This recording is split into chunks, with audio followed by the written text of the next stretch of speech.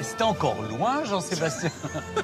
On arrive. Vous êtes vraiment comme les enfants, hein, vous, en voiture. Mais oui, mais parce que j'ai beaucoup de routes à faire, hein, moi. J'ai tous les monuments à visiter dans toutes les régions de France.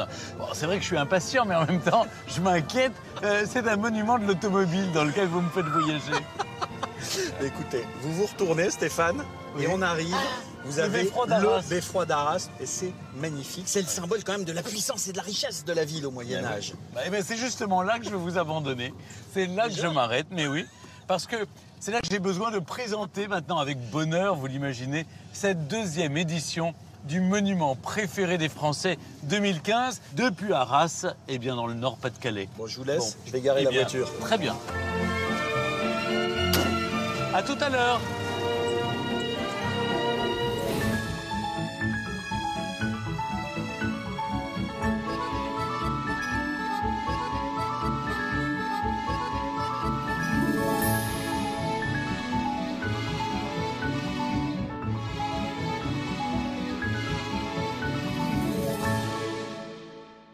Bonsoir, bienvenue à Arras sur la place des Héros, au pied de ce beffroi qui compte parmi les monuments que nous vous proposons de découvrir ce soir.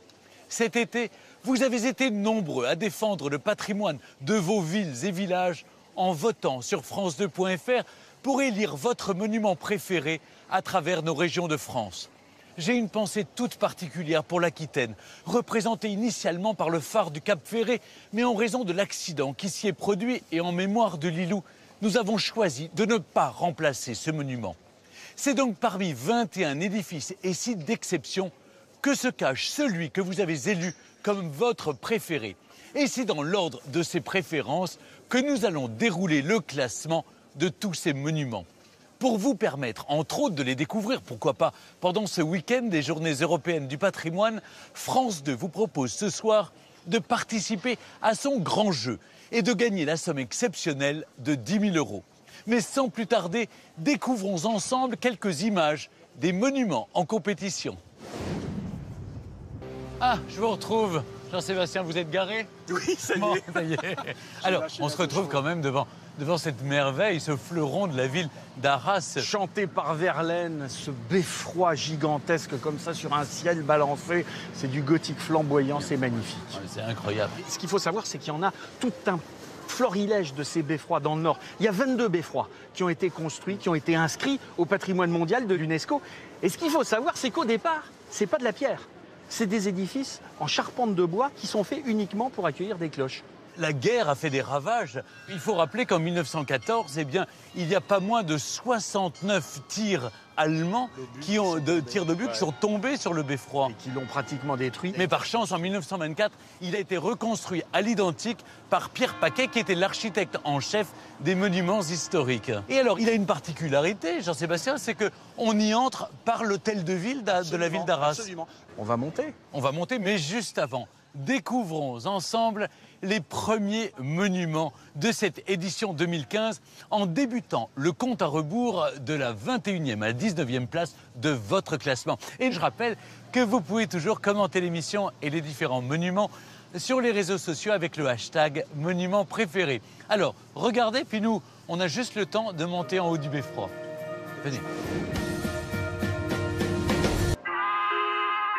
Mais on est arrivé, Jean-Sébastien. C'est hyper haut. On est au sommet, là. Non, pas encore, Stéphane. Pas encore. On arrive au niveau des cloches de volet. Ah bah, à propos de cloche, allez-y. Qui dit cloche, dit carillonneur. Et je vous présente Jean-Claude Blanchard. Monsieur le carillonneur, cher Jean-Claude, merci de nous accueillir. On est ici chez vous. Ah oui, si on veut. Vous avez travaillé 12 ans au service du beffroi. Oui. Oui. Avec des concerts, notamment tous les premiers samedis de chaque mois. Oui, pardon, le marché. Je sais, c'est ça, regarde. Ah, voilà. On peut jouer On peut essayer. Mais les habitants d'Arras vont s'inquiéter. Ah oui. Vous en avez combien des Alors, cloches des cloches, quand je suis pas là, il y en a que 37. C'est déjà pas mal. Sinon, ça fait 38. Oui. Avec nous, ça en fait deux de plus. Ça fait 40. On est 40 cloches, là. Non, il y a 37 cloches. Donc, les habitants d'Arras, ils entendent les cloches du beffroi toutes les heures, toutes les demi-heures. Très bien. fait. Alors, quelle est la chanson, l'air le plus apprécié des Arageois? Je dis, bon, le plus apprécié, bon, ils aiment bien tout. Hein. Mais l'air d'Arras, c'est l'ami Bidas. Bah oui, parce que Fernandel l'a popularisé, l'ami Bidas. Ah bah oui, avec l'ami Bidas. D'ailleurs, si on me dit d'un soldat que c'est à Bidas, ça vient de ça. Hein. Ça vient de là. Alors, on va Alors chanter l'ami Bidas, ben voilà. Bidas, on ne se quitte jamais, attendu qu'on est tous deux natifs d'Arras, chef-lieu du Pas-de-Calais. On a chacun la sienne, et les bras ballants devant les monuments. Dans les rues on se promène, ça nous fait passer le temps. On est en avance. Un petit peu. Bravo. Eh bien, merci beaucoup, Jean-Claude, de nous avoir accueillis dans votre antre, là où vous carillonnez. Merci beaucoup. Merci. À bientôt. Avec la Bidas, on se quitte jamais, attendu qu'on est tous deux natifs d'Arras, chef-lieu du Pas-de-Calais. Jean-Sébastien, regardez, on a un magnifique panorama sur toute la ville. Là, vous avez la place des Héros, la Grande Place là-bas. C'est incroyable. Et juste derrière, l'abbaye de Saint-Vaast, anciennement, parce que maintenant transformée en musée des Beaux-Arts. D'ailleurs, il y a une formidable exposition sur les trésors de Versailles, puisqu'il y a un partenariat. Moi, je vais y aller après. Vous l'avez vu, moi, je vais c'est aller voir. absolument formidable. Mais aussi, c'est là qu'on peut voir l'original du lion qui trône en haut du beffroi. Au sommet du du beffroi, le lion des Flandres. Et on raconte que les Aragois auraient fait surmonter le lion par le soleil, justement pour ne pas fâcher Louis XIV en 1667 quand il est arrivé ici, quand la Flandre est revenue au royaume de France. Bien sûr. Et la prise d'Arras, c'est quand même dans tous les livres d'histoire. Exactement. Et pour ne pas fâcher Louis XIV, pour éviter qu'il enlève les libéralités à la commune, pour que la commune puisse continuer à battre monnaie, puisse continuer à avoir ses foires, eh bien les Aragois se sont mis bien quand même avec le roi. Avant de redescendre ensemble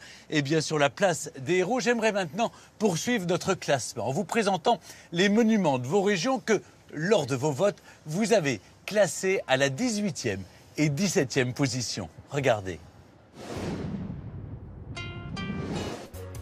Toutes ces maisons, on dirait des maisons de poupées, Jean-Sébastien. C'est exactement ce qu'a dit Céline Dion quand elle est venue chanter ici en 2008. Des maisons de poupées. Alors, ce qu'il faut savoir, c'est qu'avant, c'était des maisons en bois. Oui. Et puis, au fur et à mesure du temps, par souci d'embellissement, et puis aussi, surtout, par souci de sécurité, on a fait des appareils de pierre et de briques, comme on voit juste derrière nous. Et ça donne cette place absolument incroyable, de beauté. Ah oui. Alors, c'est vrai que autrefois, cette place qu'on appelle la place des Héros, eh bien, c'était la place où les grands marchands travaillaient. C'est là qu'on vendait les draps de laine ou les célèbres tapisseries des Flandres. Elle était connue dès le XIIe siècle sous le nom de Petit Marché, en comparaison avec la Grand Place qui est de l'autre côté. Et donc, cette place, en 1945, a pris le nom de place des Héros. Pourquoi? Parce que c'était en hommage à tous les fusiliers aragois, les héros résistants de la dernière guerre mondiale. Place des grands hommes, en quelque sorte. C'est vrai. Et en parlant justement de résistance, Stéphane, on est parti du haut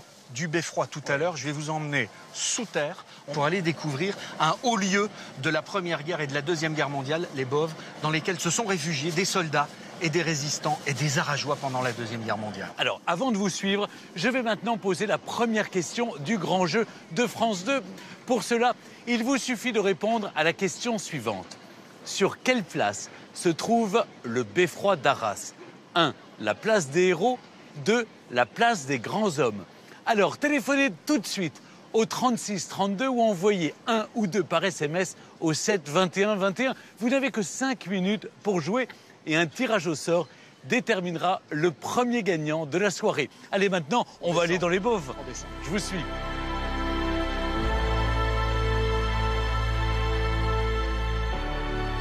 On est donc ici maintenant dans ces fameuses Boves, ces galeries souterraines sous la place des Héros. Et qui ont été creusées non seulement sous la place des Héros, mais pratiquement partout sous la ville. Toute la ville et bien au-delà des limites de la ville. Alors au départ, à partir du Xe siècle, ça a été des galeries. On extrayait le calcaire pour construire les remparts de la ville d'Arras et puis également pour construire les maisons. Et puis dans toute l'histoire, ce réseau de fortification, il a eu nombre d'utilisations. Ça a servi de cave, ça a servi d'entrepôt aussi pour les marchands qui avaient leur marché juste au-dessus sur les places. Sur les places. Et puis, évidemment, pendant la Première Guerre mondiale, on retiendra que ces bauves ont été utilisés par les armées britanniques et néo-zélandaises parce que l'accès aux lignes de front devenait ainsi plus aisé pour ravitailler les hommes qui étaient en train de se battre au-dessus. Et ça a été, au-delà de ça, totalement aménagé.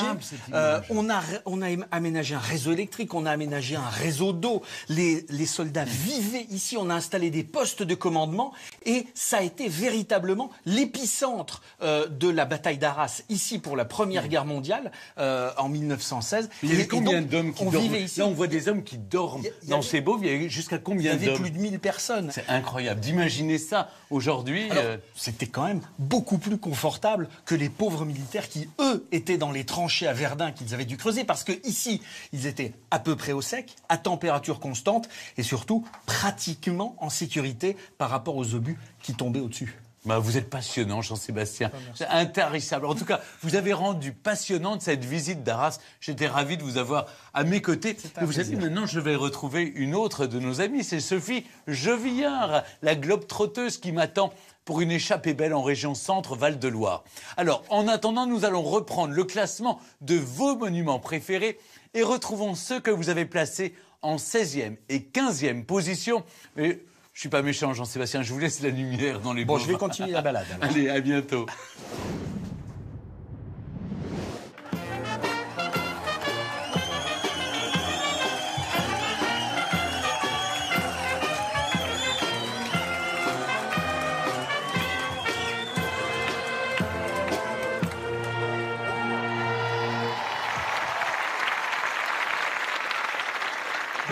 Bonsoir à tous. Moi, je suis très heureux de retrouver Arras et tous ses habitants si chaleureux et ces géants aussi. Je suis porteur, cher Frédéric Le Turc, monsieur le maire et tous les habitants d'Arras, d'une très bonne nouvelle pour vous, mais surtout pour la ville d'Arras, pour tous ceux et toutes celles qui se sont mobilisés dans la région et au-delà même. Vous avez gagné. Félicitations au Beffroi d'Arras, élu monument préféré des Français 2015. Bravo.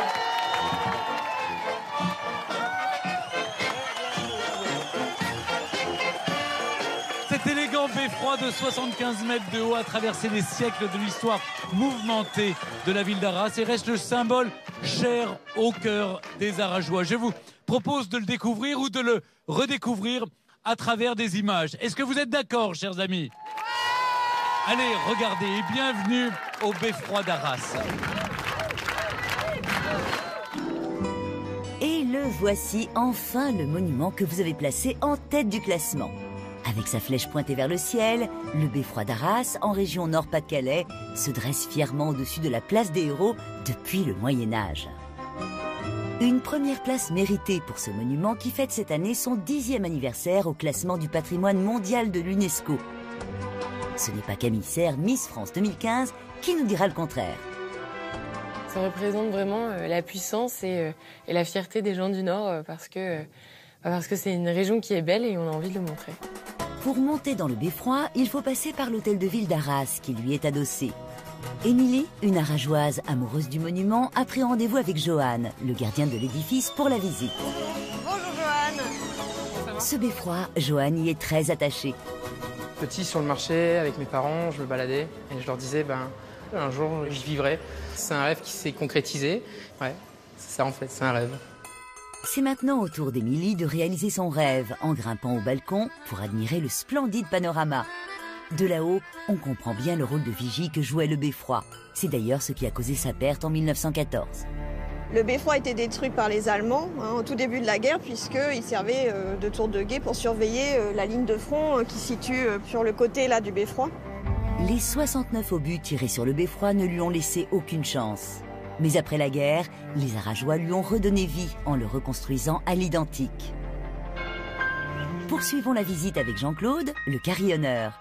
Parmi les 37 cloches cachées au sommet du monument, il y en a qu'il préfère. En ce qui me concerne, je m'arrange toujours pour ne jouer qu'avec les plus graves, qui ont quand même un son plus... Vous voyez, c'est quand même plus chaud que ça. Oui, alors pour moi, c'est une grande première d'être ici. Je les entends sonner de chez moi et c'est vrai que c'est un beau bout de patrimoine. Et pour découvrir un autre bout de patrimoine, Émilie retrouve François-Xavier Mullert, un passionné de beffroi. Il tient à nous montrer le trésor du lieu, une gigantesque fresque réalisée par le peintre Charles Hofbauer. Une sorte de bande dessinée de la vie des Arageois du XVIe siècle où la fête et le jeu figurent en bonne place. Vous avez par exemple les amoureux, voilà, qui sont juste à l'angle ici. François-Xavier s'est amusé à compter tous les personnages de la fresque. À votre avis, combien y a-t-il de personnages représentés? Alors les gens disent, bon, il y en a peut-être 100, 200, 300. Eh bien, il y en a 800. Hein, et ça, c'est un chiffre qui semble assez ahurissant. C'est sensationnel, quoi. C'est vrai que c'est sensationnel, ce beffroi d'Arras. Merci à Émilie, à tous ces amoureux du beffroi pour cette visite. Alors, c'est une belle récompense pour la ville, j'imagine. C'est une belle récompense pour la ville et c'est une belle récompense pour toute la région Nord-Pas-de-Calais parce qu'il y a eu une formidable mobilisation et vraiment merci à tous de cet effort, de cet engagement pour faire de ce beffroi le succès que vous connaissez, que vous nous avez annoncé. Merci. Nous allons retrouver celui qui vous a précédé l'année dernière. Le monastère royal de Brou à Bourg-en-Bresse et une personne en particulier souhaitait vous adresser un message de sympathie et quelques conseils. Il s'agit du maire Jean-François Debat. Oui, un salut amical de Bourg-en-Bresse à Stéphane Bern et à toute l'équipe du monument préféré des Français. Et je veux vous féliciter sincèrement pour cette victoire. Je vous souhaite surtout de connaître les mêmes joies et les mêmes retombées que celles que nous avons eues à Bourg-en-Bresse. Ici, depuis l'année dernière, c'est 100 000 visiteurs, 31% de plus que l'année précédente. Alors, organisez-vous pour les accueillir. Bravo au beffroi d'Arras, monument préféré des Français 2015. Eh oui, merci à Jean-François Debat. Eh bien, il est temps pour moi, monsieur le maire, d'honorer ce beffroi. Je suis très heureux, et à tous les habitants d'Arras, de vous remettre, eh bien, cette plaque.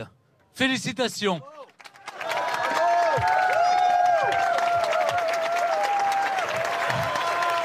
Voilà, nous allons rester ensemble ce soir pour fêter cette victoire. Bravo également au second gagnant du jeu concours de France 2 dont le nom s'affiche sur vos écrans et qui a remporté la somme de 5 000 €. France 2 se joint à moi pour remercier tous les monuments participants et bien sûr les internautes. Merci également à nos 3 experts qui sont là dans la foule, je les aperçois. Je les ai vus tout à l'heure, il y a Pierre Bont, il y a Sophie Jevillard, Jean-Sébastien Petit-Demange pour nous avoir fait partager leurs secrets sur tous ces monuments.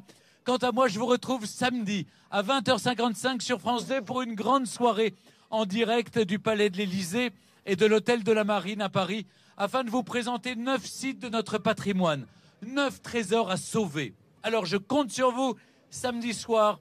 Sauvons nos trésors sur France 2, évidemment. Ah, on va se quitter en musique avec l'orchestre d'harmonie de la ville d'Arras sous la direction de Maxime Lavoine. Bonne fin de soirée sur France 2 et bravo au beffroi d'Arras encore.